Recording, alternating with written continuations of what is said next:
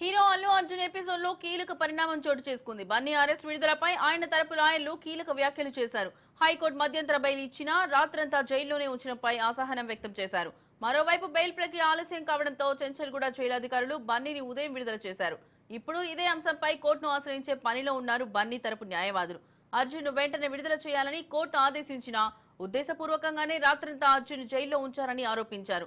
ఇది ఖచ్చితంగా కోర్టు ధిక్కరనే అవుతుందని చెబుతున్నారు. ఈ అంశంపై కోర్టులో తేల్చుకుంటున్నామన్నారు.